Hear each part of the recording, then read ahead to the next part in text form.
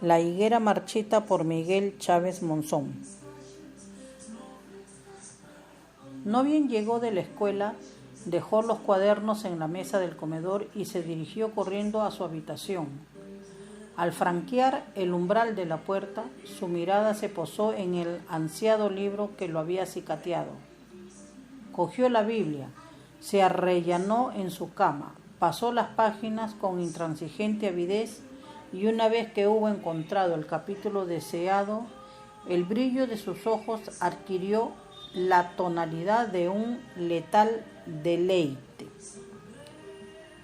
Juan había quedado sorprendido por las efusivas admoniciones del padre Albert, el profesor de religión, quien exhortaba a sus alumnos a seguir y a respetar los preceptos de la Iglesia. Las fustigaciones de dicho profesor tenían un carácter melancólico y enternecedor a la vez, y parecían rebasar las murallas de algún secreto que, en el lento desierto de sus días, poco a poco lo iba consumiendo. A pesar de que algunos alumnos evidenciaban espléndidamente ese carácter travieso e indisciplinado y que les sacaba de sus casillas, a pesar que les hacía recordar que estudiaban en una escuela católica, y quienes transgredieran las normas impuestas simplemente serían castigados. A pesar de todo aquello, él sabía perfectamente que sus efusivas admoniciones eran de relumbrón. A sus 12 años, la curiosidad por saberlo todo había alcanzado la virtud de irreprimible, curiosidad pasional y expansiva que lo había heredado de su padre, quien además, con paternal y abnegada dedicación, le había prodigado la curiosidad por el conocimiento desde sus primeros años. Cuando Marcos entró a la habitación de su hijo, éste todavía seguía ensimismado con la lectura. ¿Qué estás leyendo? Juan le señaló con el índice la parte inicial de su lectura. Que me bese con los besos de su boca. Tus amores son un vino exquisito. Suave es el olor de tus perfumes y tu nombre, un bálsamo derramado. Por eso se enamoran de ti las mujercitas. Su rostro se desdibujó al leer este capítulo del Cantar de los Cantares. Una trémula agitación se instaló en los poros de su labio superior. No pudo reprimir cierta ira. Se empeñó en refrenar los recuerdos. No quiso que el vértigo de un maloliente pasado, ya olvidado, entrara en los pasadizos de su mente. Pero los recuerdos fueron removidos de su sentiperno fango, agolpándose de manera vertiginosa y penetraron como el filo de un cuchillo en su presente. Era como si parte de su recóndito pasado se resistiera a pasar por la máquina trituradora del olvido. Aquella somera ira poco a poco fue emergiendo hasta convertirse en un incipiente espumarajo y produciéndole un incierto aturdimiento.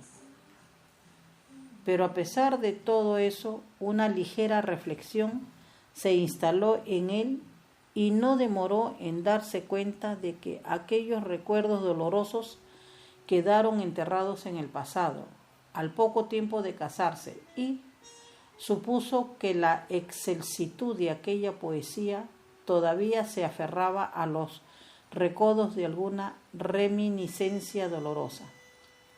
Aquella ira se desvaneció de la misma forma como apareció.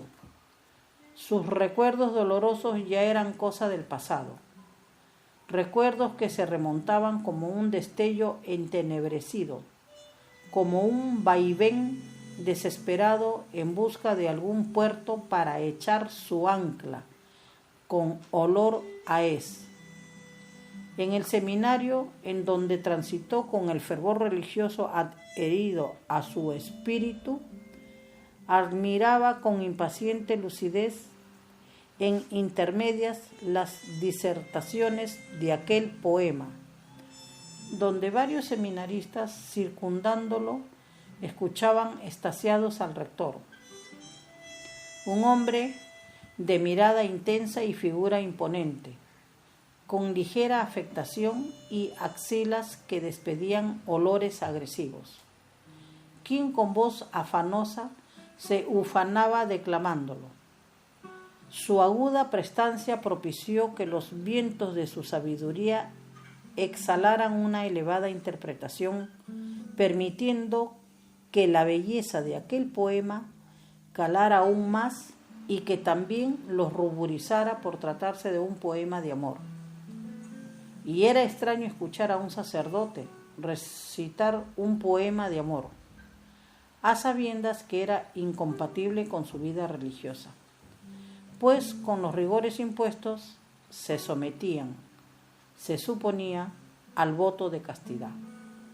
Además, ciertas gesticulaciones connotaban un oculto rubor, como si aquel azoramiento manifestara un enclenque discernimiento, como si infringiera la ley de Dios. En aquel tiempo él también escuchaba extasiado aquel poema, igual que los demás seminaristas. Es una poesía muy bella. ¿Estás preparando alguna tarea? No es ninguna tarea.